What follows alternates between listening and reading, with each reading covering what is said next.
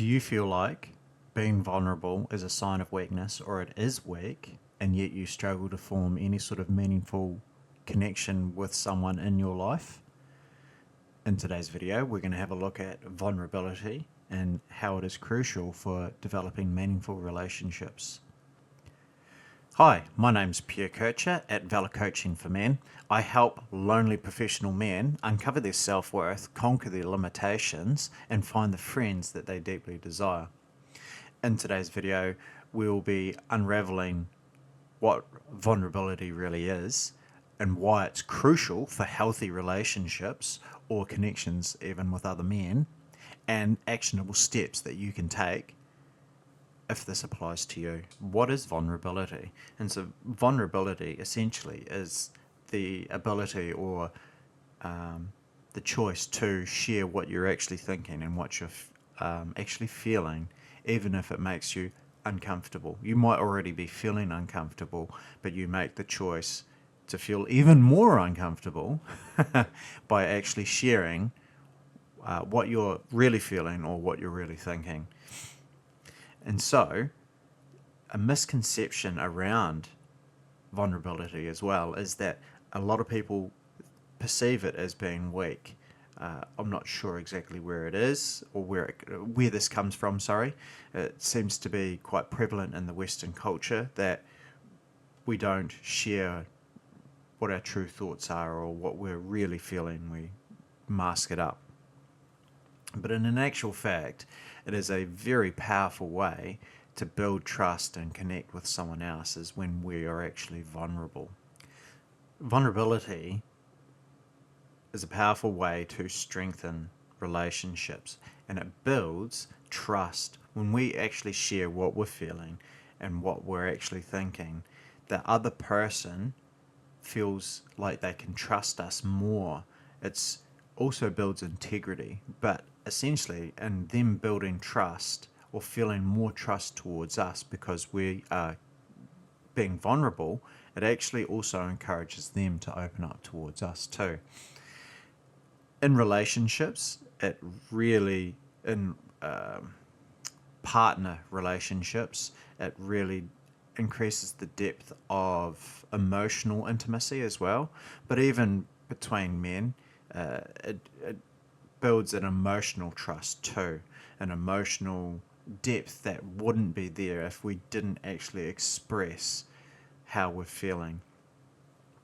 It also helps to reduce misunderstanding by we are genuine and we connect or we share exactly what we're thinking or what we're feeling. And so there's no ambiguity or misunderstanding from the other person about what we're really thinking. And so it can initially create some level of discomfort, but over a long term, it actually creates a far less rocky path because you've communicated from the start exactly how you feel and what you're thinking, and so it doesn't come back to haunt you later on because you can deal with it there and then. So if you're not accustomed or you're not used to opening up or being vulnerable, starting to be vulnerable can be really intimidating. I can really appreciate that, and I'll touch on that a little bit later. And so, like going to the gym, like going for a run, you want to just start small.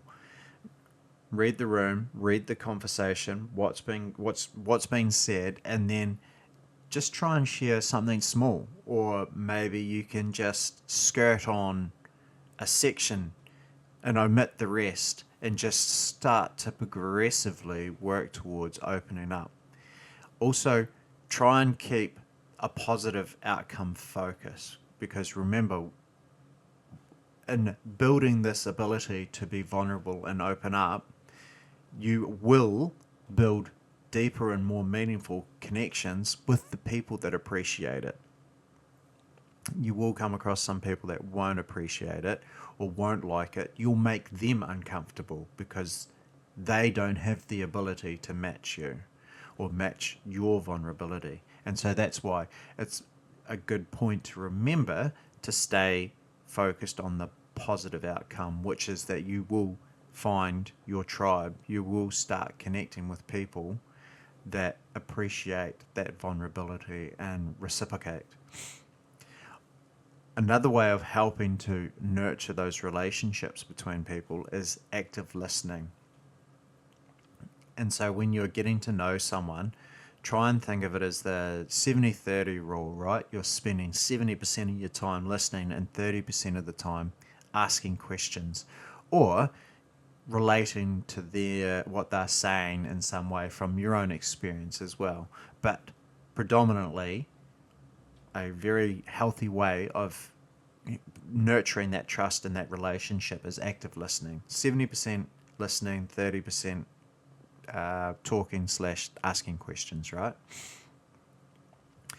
And also another step that you can do to help with all of this is reframe vulnerability. Don't look at it, I shouldn't say don't, but do your best to start reframing and shifting how you view it away from a sign of weakness. A way that you could do this, right, is think about how uncomfortable it is for you to share and how easy it is for you to not share, right? So if it's not easy, that means it's hard. That means that you're a stronger person to do it than if you don't do it. If you don't do it, if you don't share it, that actually means you're taking the easy path. So, ironically, when you think it's a sign of weakness to show vulnerability, it's actually the easy path that you're taking. So that's just one way that you can look at it. That was just something that sort of come to mind while I was discussing this. So I hope that helps a little bit. I mentioned before that I was going to touch base on starting small and vulnerability. When I first started doing social media posts with my coaching journey, I was mortified. I almost felt physically ill trying to share things. But even dating back before then, going back before then, I have always had a fear of really showing who I was. I was not sharing my true thoughts, sharing who I am as a person, how I was feeling, because I didn't want to expose that I didn't feel like I fit in with the people that I was hanging around with.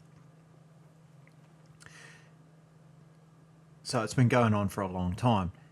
Now coming back to the coaching journey and starting to sharing content on social media, I started to open up. I started to share little bits and pieces a bit more. I started to be more authentic. And it was not easy. I did feel really uncomfortable initially. And even when I was talking with other coaches who were in training with me, I would use that as an opportunity to continue to open up and talk more about and share more authentically, be vulnerable, and was highly rewarded, although rewarded's not really the right choice of words, but received really positive feedback from the people who actually appreciated that vulnerability. And so, yeah, that spread into my content. I carried that through into doing my content and being open and vulnerable and sharing. And it also helps me build a stronger relationship with myself. And I feel like I can trust myself more now too, because I know that I will share how I feel, or I will disagree with something if I don't like it. I'm not going to be swayed by the whims of other people just to people please, right?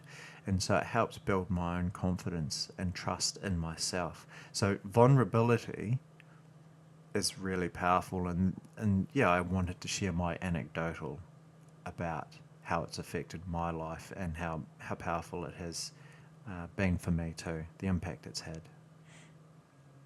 If you found this video helpful, please give it a thumbs up and subscribe to the channel for more tips on building authentic relationships.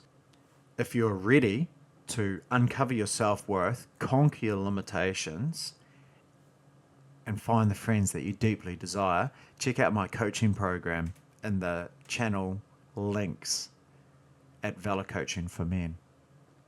To recap, vulnerability is not a weakness. Vulnerability is actually what makes us powerful individuals. And remember that people can only know who we are if we are actually showing them who we are. Being vulnerable, sharing our thoughts, sharing how we're actually feeling builds that trust and that reliability and deepens those relationships with our family, our friends, and our spouses, partners. Right, that's it for today. Peace, team.